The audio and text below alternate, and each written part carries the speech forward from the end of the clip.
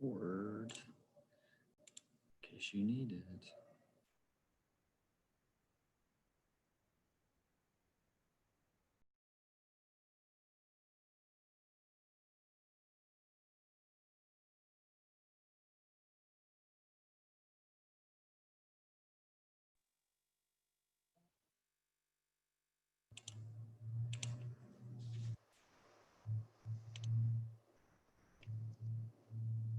All right, good afternoon, council.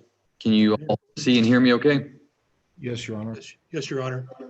Okay, I'll just go ahead and call the case. This is cause number 17-52, Stamps versus Howell, Eric Howell and Howell Cycle. Ask for appearances for the record. William Dunleavy for the plaintiff, Your Honor. Josh Ellis for the defendants. All right, and we're set today on the court's DWAP docket. Haven't had any activity in this case in, I think, 3 years or so. So and I understand that there was a motion to retain file, however, it wasn't verified. So that's the purpose for today's hearing. So what's the good cause that's existing for the court to bypass Rule 165A? Your Honor, I had a problem with the scanner. I did file a verified motion. I haven't received the accepted version back.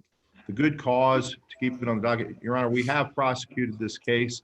My client has been a long-haul trucker and largely has been traveling and getting her deposition scheduled, which Mr. Spitzer and I agreed to do in conjunction with the defendant's deposition. That has not happened. We exchanged paper discovery and over the last, since basically COVID-19, I have just been unable to do depositions. And now I'm doing depositions every day as COVID-19 relaxes a little bit and we do more. So really we're asking to keep it on the docket. I don't believe Mr. Spitzer was opposed to the schedule that we proposed. I don't believe he was opposed to the motion to retain. I filed the motion. It was not verified since I couldn't scan my verified signature. When I first filed it, I submitted an amended motion, I think about 2:40 a.m. last night, Your Honor, because I spent all day yesterday in federal court unexpectedly. I had a preliminary injunction hearing that I thought would be done by lunch. And then I was going to be where I am now in another lawyer's office doing a deposition yesterday afternoon. I did not get done and home until 7 p.m. And honestly, I fell asleep, Your Honor, because I had about an hour and a half sleep the night before the injunction hearing. So when I woke up at 1:30, the scanner was working. I got the verified page scanned, I submitted it, and I emailed back to Ms. Barker to let her know. But the good cause is we did the paper discovery. We haven't been able to get the deposition schedule. That's largely been my client's schedule and then my schedule recently. We do want to prosecute the case, and we ask that Your Honor not dismiss it.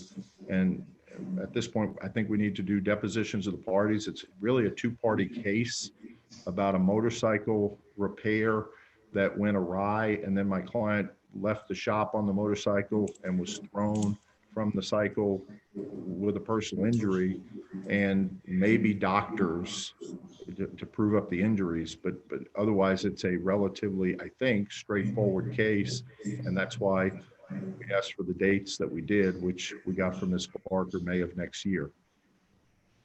Okay, Mr. Ellis. We're fine with the scheduling order that is proposed by Mr. Dunleavy.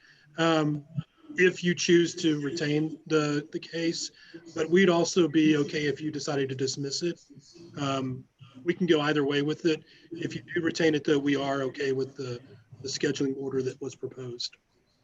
Were the scheduling of the depositions not attempted until this year? No, Your Honor, we have attempted them 3 or 4 different times, and it was largely my client initially. More recently, it's been me, and maybe once or twice it was Mr. Spitzer.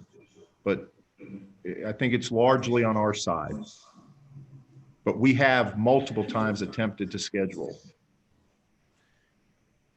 What do we think the likelihood is, though, that we get a deposition on the anticipated trial schedule, considering COVID? Your Honor, as I said, since basically I hadn't done any depositions, but two that were court ordered between, I think January, I took a deposition, and then I didn't take another deposition till August, but for two court ordered depositions in an injunction case that was in state court, and we had a live injunction hearing in federal court where the case now is yesterday.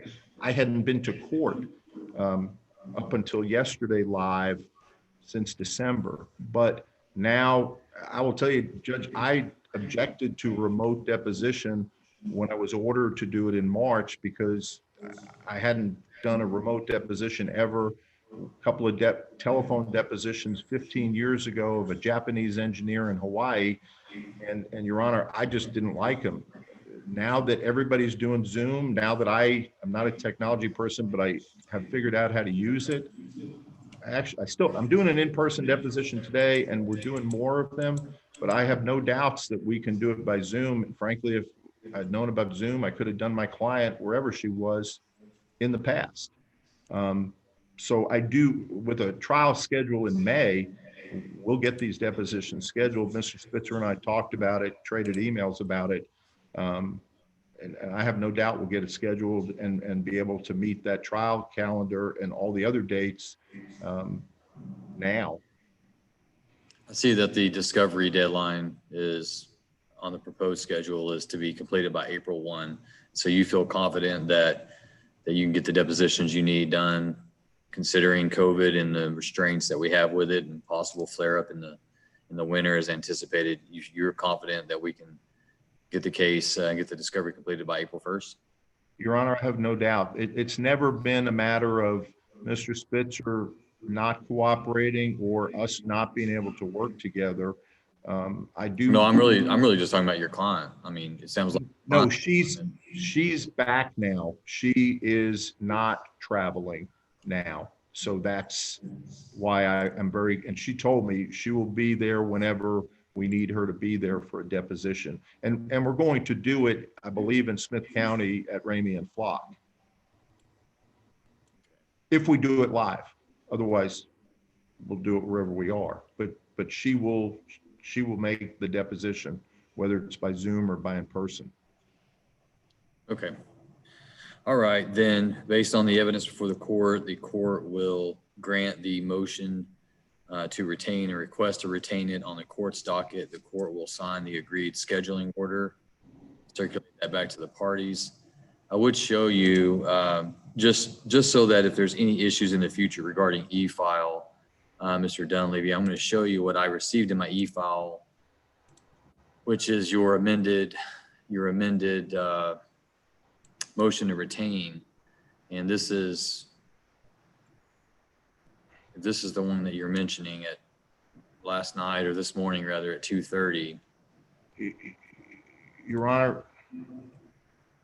And so I'm saying and obviously I've already granted it. I'm just telling you that if there's an issue going forward that requires verification and it's on your end, I just want you to be aware of it, because the other one wasn't verified. This one wasn't verified that I received. And of course I went through and made sure it just wasn't a separate attachment to any of these documents. And so I just want to do your attention. I appreciate you showing me that, because part of it, the scheduling order, if you can put us up to the page with the trial date that looks like the document that I submitted originally, and Ms. Barker did send me an email saying that I needed to change the date, but I'm not saying I didn't refile the same document that I originally filed, Your Honor, but I edited it to make it an amended. I added the verification. I changed the trial date, and I put in the time and the document that I believe I filed was plaintiff's amended motion to retain, and I will check that what I actually submitted when I sent the amended is the amended document I prepared last night. That looks like the document I originally submitted. Do these dates appear to be correct? Well, the May 17th, yes, we didn't change any other date. Ms. Barker said, I didn't know, and I didn't have enough discussion with Ms. Barker to know.